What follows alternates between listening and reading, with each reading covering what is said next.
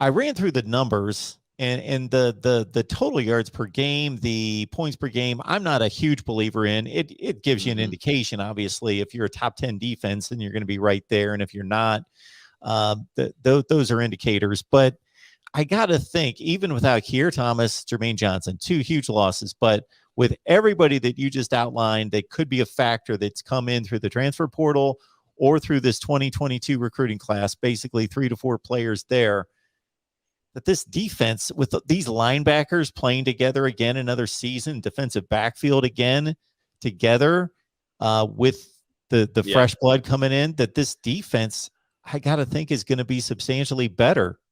Yep. And like I said, the only question marks to me is really that corner position. And we haven't really even gotten to the safety part yet, which might be right there with the defensive line of guys that have had experience and can make plays. And probably the highlight, we spoke to him on Saturday. I think he might be maybe the Jermaine Johnson of the defense, just because representing the defense with Jamie Robinson, the South Carolina transfer safety from last year, ended up being a stud for Florida State, comes back, which, from what I was hearing from a source, there was a lot of contemplation if he was going to be staying in Tallahassee. There's some things that had to work in order for that to happen, or he did entertain and try to kind of get his, hear some things from some scouts and, where he might have been. And I know he did hear some grades on where he was going to go, but ended up deciding to pick on staying another year at Florida State. And I know that, Norvell, there's a few players out there that I just know,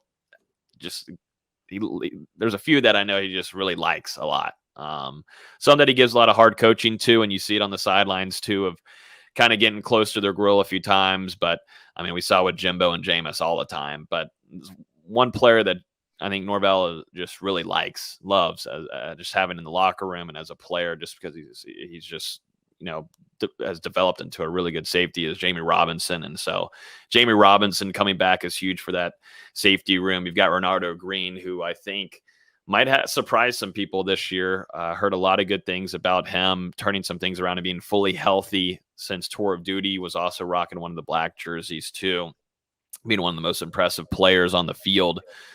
Jamie Robinson, Renardo Green. You've also got Akeem Dent, who really flashed last year too. Might have been one of your most consistent, best players on the defensive backfield. And Sidney Williams, who also flashed. So like the potential here, you even got young guys, Cheyenne Brown, you've got Jarquez McClellan. This safety room might be your most significant guys, like most stellar part of the defense, except for maybe that front defensive line. You've even got Sam McCall, which, I throw him in the name of the corner position because that's what he told us in the newcomers interviews, that's where he'd be starting off at least. But you could even throw Sam, a versatile athlete, young guy with speed, in there too, if you need to, later on, and you at least have him as a depth piece. So, that's a safety position. You're bringing it back a lot of veterans. You got guys that can get to the passer too. It might not be like a Keir Thomas or Jermaine Johnson, but you still got guys that, can impact an offense and the passing game there.